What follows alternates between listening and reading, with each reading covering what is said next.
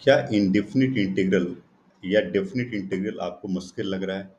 और इस पूरे चैप्टर में आप क्वेश्चन अटेम्प्ट कर रहे हो और आपसे हो नहीं रहा है। आप बहुत ट्राई कर रहे हो फिर भी नहीं हो रहा है। हाँ, इंडेफिनिट इंटीग्रल या डेफिनिट इंटीग्रल इंटीग्रेशन एक बहुत बड़ा चैप्टर है। बट इस वीडियो को आप पूरा का पूरा देखिए। मैं इसमें काफ़ी सारे आइडियाज आपसे डिस्कस करूंगा, जिससे कि आपका पूरा का पूरा चैप्टर रिवाइज हो जाएगा एक बार।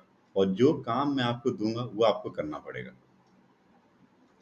देखो, डेफिनिट इंटीग्रल, इंडेफिनिट इंटीग्रल ये कैलकुलस का चैप्टर है। एंड कैलकुलस एंड ट्रिग्नोमेट्री ये दो ऐसे सब्जेक्ट्स हैं जहाँ पे थोड़ा दिमाग लगाना पड़ता है। अलजेब्रा या कोऑर्डिनेट ज्योमेट्री ऐसे कुछ यूनिट्स हैं जहाँ पे फॉर्मूले से काम चल जाता है।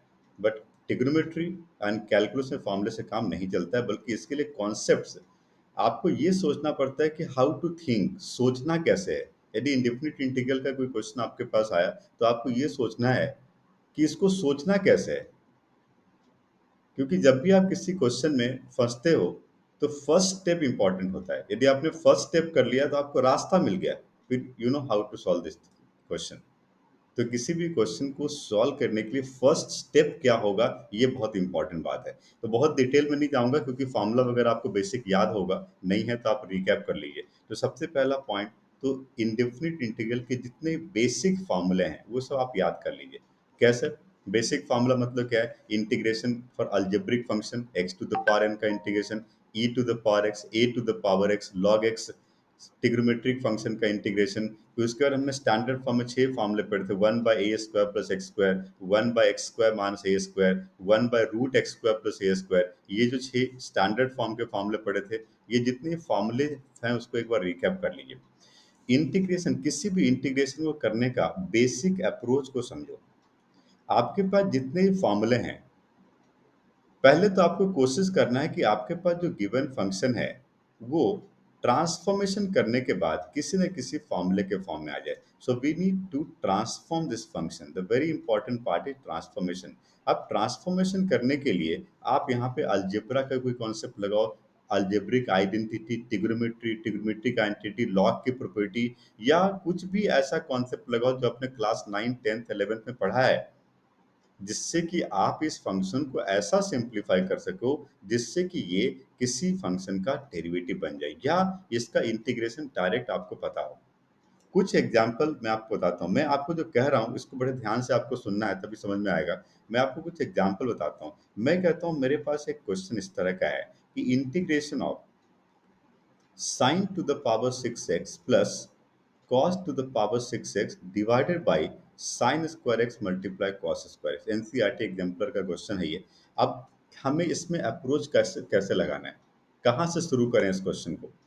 ट्रिग्नोमेट्रिक फंक्शन है, बट पावर 6 को देखते ही मेरे दिमाग में एक आइडिया आया कि यहाँ पर हमें आइडेंटिटी लगानी चाहिए, पावर 3 की आइडेंटिटी। देख के पता चल रहा है सिंपलीफिकेशन। मैंने कहा कि आप ट्रांसफॉर्मेशन ट्रांसफॉर्मेशन ट्रांसफॉर्मेशन, इस फंक्शन को ऐसा ट्रांसफॉर्मेशन करो जिससे कि ये किसी न किसी फॉर्मूले के फॉर्म में आ जाए।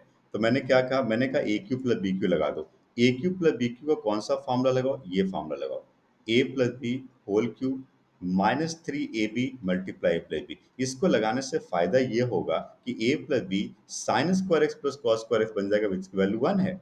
तो if we are applying this formula, it can be written as, मैं थोड़ा सा शॉर्टकट लगाता हूँ यहाँ पर, आप वैल्यू पुट करिएगा। Sine square x plus cos square x to the power 3 क्या बन गया? 1 minus 3 multiply sine square x multiply cos square x and 3ab sine square x plus cos square x क्या हो गया? फिर से 1 divided by sine square x and multiply cos square x dx.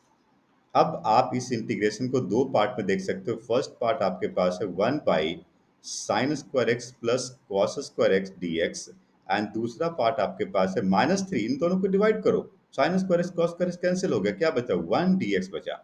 इसको integrate easily कर सकते हो, but यहाँ फिर से फंस गए हम लोग। मैंने कहा कि आप ऐसा ट्रांसफॉर्मेशन करिए जिससे कि ये कोई फॉर्मूला बन जाए। नहीं बना अभी तक, क्या करोगे अब?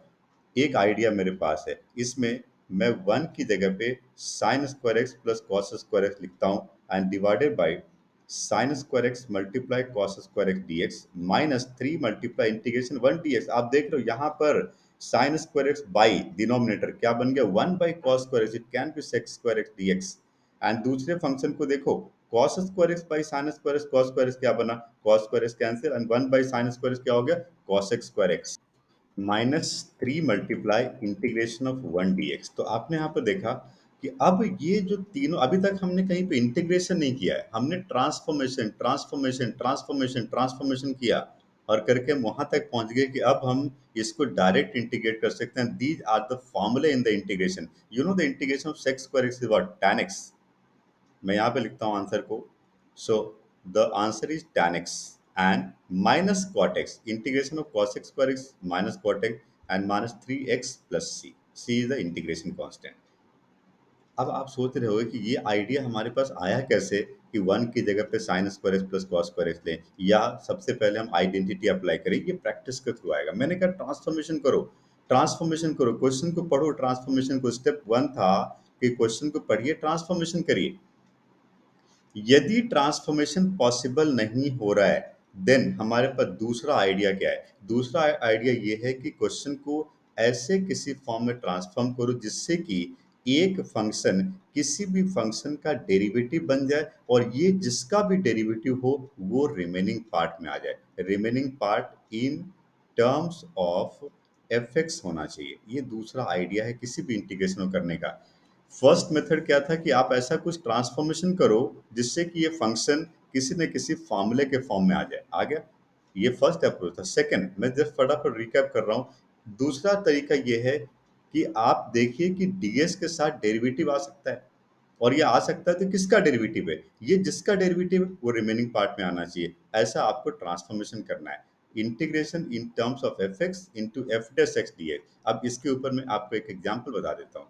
अब देखिएगा, एक एग्जाम्पल मैं आपके सामने डिस्कस करता हूँ यहाँ पर कि किस तरह क्वेश्चन में हम इस अप्रोच को लगाएंगे। एग्जाम्पल देखिए, मेरे पास एक क्वेश्चन है, root tan x divided by sine x into cos x. मैंने कहा था कि आप ऐसा कुछ सोच देखो। अब इसमें सबसे पहली बात यह है कि सिंप्लीफाई करके डायरेक्ट फॉर्मूले के फॉर्म में लाना मुश्किल हो रहा है। तो हम ऐसा कुछ सोचें कि डीएस के साथ एक डेरिवेटिव आ जाए। अब ट्रिग्नोमेट्रिक फंक्शन में डेरिवेटिव क्या होता है, sec square x, cos x square x, sec x tan x, cosec x cot x, sine x या कॉस एक्स। तो ट्रिग्नोमेट्रिक फंक्शन में जो डेरिवेटिव है वो डीएस के साथ लाने के लिए कुछ ट्रांसफॉर्मेशन करना है। तो अल्टीमेटली फिर से क्या आ गया, transformation. Transformation is very important part in every integration. यहाँ पर मैं कुछ सोचता हूँ सिंप्लीफाई करने के लिए। सिंप्लीफाई करने के लिए आप ट्रिग्नोमेट्री लगा सकते हो, आप मल्टीप्लिकेशन डिवीजन कर सकते हो, काफ़ी आइडियाज आपके पास है।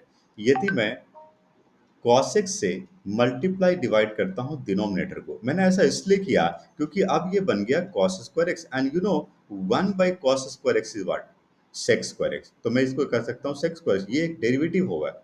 तो अब जो रिमेनिंग पार्ट बचा देखो, root tan x and divided by sin x by cos x can also be written as tan x, and 1/cos square x can be written as sec square x dx। मैंने क्या कहा था, ds के साथ एक derivative होना चाहिए। अब ds के साथ एक डेरिवेटिव है, ये किसका डेरिवेटिव है, sec स्क्वायर x किसका डेरिवेटिव है, tan x का डेरिवेटिव है। तो अब रिमेनिंग पार्ट में tan होना चाहिए। रिमेनिंग पार्ट में ऑलरेडी tan है। Now we can use the substitution method. Let tan x is equal to t। और जब भी सब्स्टिट्यूशन करते हैं तो इसमें हमें डिफरेंशिएट करना पड़ता है, क्योंकि हमें इसको दूसरे वेरिएबल t के साथ रिप्लेस करना है। सो tan x को t मान लिया।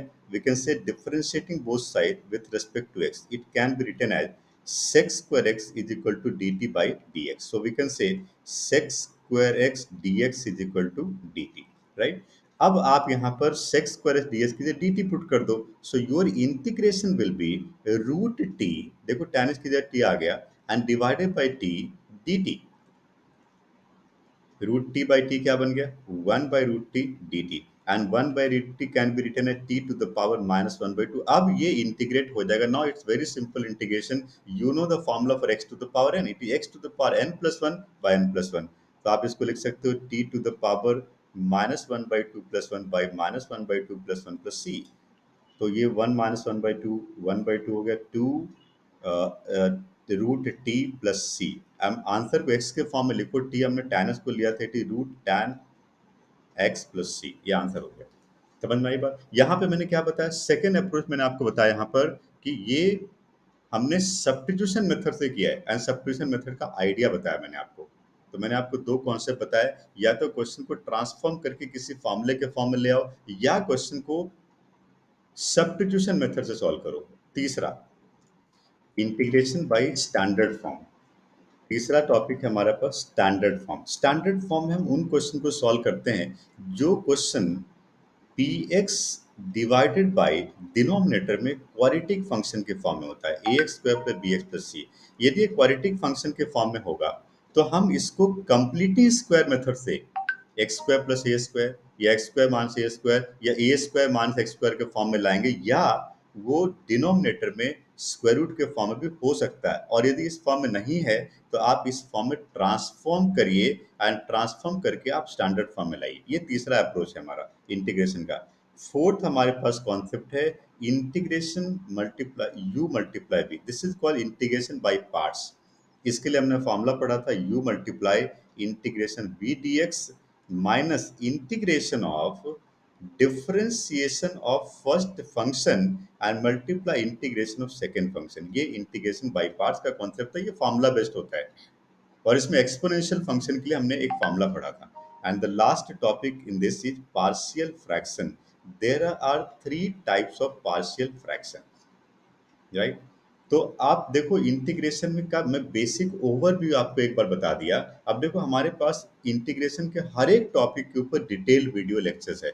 आप हमारा ऐप ऑनलाइन मैथ्स ऐप का डाउनलोड करिए यदि आपके पास नहीं है, और उसमें देखिए इंटीग्रेशन में बहुत सारे टॉपिक बाई 28 लेक्चर्स दिए हैं सिर्फ इंडेफिनिट इंटीग्रल पे, जिसमें हर एक टॉपिक के हर एक तरह के एग्जाम्पल्स को डिटेल में बताया गया है। तो आप इसको कवर करिए, वहां से कंप्लीट करिए, और जिन बच्चों के पास ऐप नहीं है डाउनलोड करो, ठीक है? तो इंटीग्रेशन का मैंने आपको कुछ आइडिया बताया जिसके ऊपर आपको वर्कआउट करना है और इंटीग्रेशन को सीखना, बट इसमें मेहनत आपको करनी पड़ेगी। आप ये सोचोगे कि मेरे वीडियो लेक्चर से या किसी बुक को पढ़ने से होगा, नहीं, आपको करना है। करो करो करो, बार बार करो, एक ही टाइप के क्वेश्चन प्रैक्टिस करो। जितना प्रैक्टिस करोगे उतना जल्दी ये होगा आपसे, ठीक है?